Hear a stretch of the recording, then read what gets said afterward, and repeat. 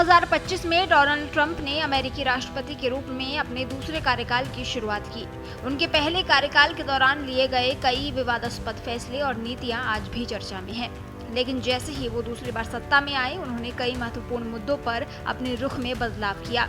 ये ट्रंप सरकार कम U turn सरकार ज्यादा नजर आती है। जिस तेजी से ट्रंप फैसले लेते हैं, उतनी ही तेजी से उन पर यू टर्न भी ले लेते हैं। डोनाल्ड ट्रंप ने जब से दूसरी बार अमेरिकी राष्ट्रपति की कुर्सी संभाली है, दुनिया भर में उथल-पुथल मची हुई है। आइए जानते हैं उन फैसलों के बारे में जिन पर ट्रंप ने अपने दूसरे कार्यकाल में यू टर्न लिया। भारतीय प्रधानमंत्री नरेंद्र मोदी के अमेरिका दौरे से पहले ही अमेरिकी राष्ट्रपति ट्रंप ने रेसिप्रोकल टैरिफ का ऐलान किया था। ट्रंप की इस पॉलिसी के अनुसार जो देश अमेरिका पर जितना टैरिफ लगाएंगे, अमेरिका भी उन पर उतना ही टैरिफ लगाएगा। इसे लागू करने के लिए 2 अप्रैल का दिन तय किया गया। ट्रंप ने ये भी साफ कर दिया था कि इसमें किसी भी देश को किसी तरह की छूट नहीं दी जाएगी। हालांकि अब अमेरिकी राष्ट्रपति ने इस मामले में यू टर्न ले लिया है। रेसिप्रोकल टैरिफ लागू करने से कुछ दिन पहले ही ट्रंप ने कहा कि वो कई देशों को रेसिप्रोकल टैरिफ से राहत दे सकते हैं। हालांकि ये राहत पारस्परिक होगी। डोनाल्ड ट्रंप का टैरिफ वॉर दुनिया भर में चर्चा का विषय बना हुआ है। इसके तहत ट्रंप ने सबसे पहले चीन को निशाना बनाया था और ये भी साफ कर दिया था कि चीन को किसी भी स्थिति में टैरिफ से छूट नहीं दी जाएगी। लेकिन अब इस मामले में भी अमेरिकी राष्ट्रपति ने यू टर्न ले लिया है। ट्रंप ने मीडिया से बात करते हुए बताया कि वो चीन पर लगाए टैरिफ में कुछ राहत दे सकते हैं। हालांकि इसके लिए अमेरिकी राष्ट्रपति ने एक बड़ी शर्त भी रख दी।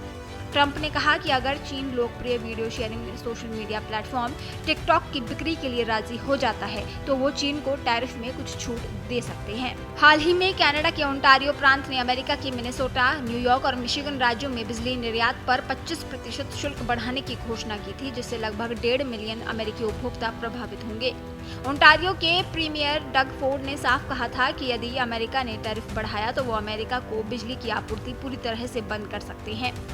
कनाडा की इस धमकी के बाद अमेरिकी राष्ट्रपति ने कनाडा के स्टील और एल्यूमिनियम पर टैरिफ को 25 से बढ़ाकर 50% करने का ऐलान कर दिया था। ट्रंप ने ट्रुथ सोशल पर पोस्ट करते हुए कहा था कि ये टैरिफ वृद्धि 12 मार्च से लागू होगी। लेकिन जैसे ही इस फैसले को लागू करने का दिन आया, वैसे ही अमेरिका के राष्ट्रपति ट्रंप के वरिष्ठ आर्थिक सलाहकार ने कहा कि कनाडा के स्टील और एल्यूमिनियम आयात पर टैरिफ को दोगुना कर 50% करने की योजना को रोक दिया गया है, क्योंकि दोनों देशों के बीच व्यापार युद्ध के कारण भ्रम और अनिश्चितता बनी हुई है। कनाडा ही नहीं, ट्रंप यूक्रेन के मामले पर भी पलटते नजर आ रहे हैं।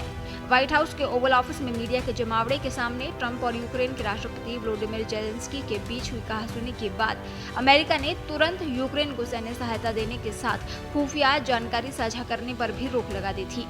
ट्रंप प्रशासन ने कहा था कि वो यूक्रेन को दी जाने वाली सैन्य सहायता और कीव के साथ खुफिया जानकारी साझा करने पर लगा अपना प्रतिबंध तुरंत हटा लेंगे।